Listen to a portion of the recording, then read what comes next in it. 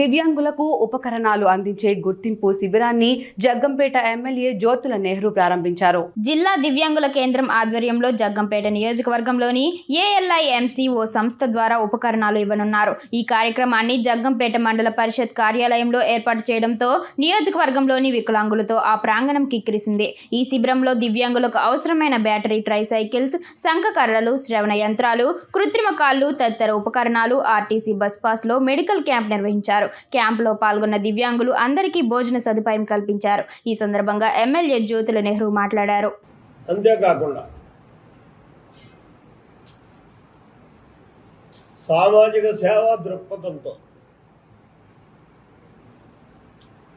ఎవరైతే ఈ రాష్ట్రంలో వికలాంగులు ఉన్నారో, అంటే మానసిక వికలాంగులు కానీ, అలాగే వివిధ రకాలైనటువంటి కళ్ళు లేని వాళ్ళు కానీ, కాళ్ళు లేని వాళ్ళు కానీ, పుట్టుకతో కదలికలేనటువంటి వాళ్ళు కానీ ఉన్నటువంటి వికలాంగులకు అందరికీ కూడా చేయూతనివ్వాలి అని చెప్పి మా ప్రభుత్వం వచ్చిన వెంటనే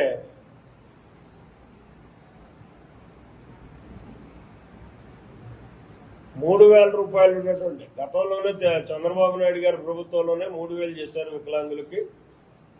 ఆ 3,000 ఉన్నటువంటి దాన్ని 6,000 చేస్తూ, 6,000 కాకుండా బెడ్ రీడ్ పేషెంట్స్ కానీ, బెడ్ రీడ్ వికలాంగులు కానీ ఎవరుంటే వాళ్ళకి ₹10,000 చేయడం జరిగింది. ఇంకా బాగా డిజర్వింగ్ ఉండి అన్ని రకాలుగాని కూడా కదలలేనటువంటి పరిస్థితుల్లో ఉన్నటువంటి వాళ్ళందరికీ కూడా ₹15,000 కూడా ఇచ్చే సందర్భం. అందుకోసం అయ్యే కాకుండా వివిధ రకాలైనటువంటి పరికరాలు ఇవాళ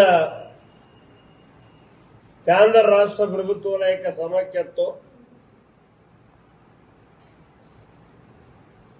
మన జగ్గంపేటలో వికలాంగుల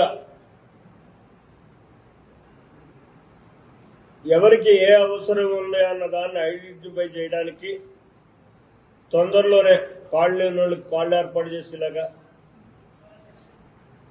అలాగే నడవలేనటువంటి అవకాశం ఉన్న వాళ్ళకి బ్యాటరీ సైకిల్ కానీ, లేకపోతే బ్యాటరీ చైర్స్ కానీ, బ్యాటరీ మామూలు చైర్స్ కానీ వాళ్ళ యొక్క అవసరానికి అనుగుణంగా అన్నిటినీ, ఎక్కువగా ఇయర్ ఫోన్స్, చెవిటి వాళ్ళందరికీ, చెవిటి మోగ వాళ్ళందరికీ కూడా సూటబుల్ అయ్యేటటువంటి ఇయర్ ఫోన్స్ ఇచ్చేటటువంటి అవసరానికి కానీ అన్నీ పంపిణీ చేసేటటువంటి పరిస్థితుల కోసం ఇవాళ మన జగ్గంపేట మండల ఆఫీసులో యావత్ జగ్గంపేట నియోజకవర్గం 4 మండలానికి కూడా వాళ్ళు రావడం జరిగింది.